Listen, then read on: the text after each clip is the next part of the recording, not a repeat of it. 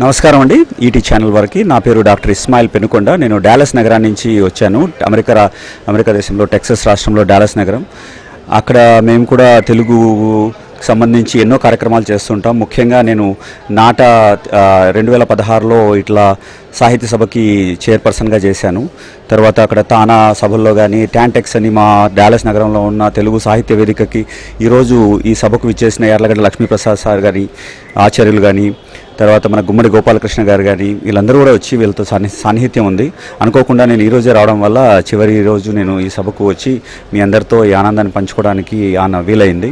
మన తెలుగుని పరిరక్షించడానికి అమెరికాలో కూడా ఇప్పుడు మన పిల్లలందరూ కూడా మనం పాఠశాల అని, మనబడి అని ఈ చదవడమే కాకుండా సాంస్కృతిక పరంగా ఇప్పుడు గుమ్మడి గోపాలకృష్ణ గారు చెప్పినట్టు నాటకానికి పరిచయం చేస్తున్నారు పిల్లలకు.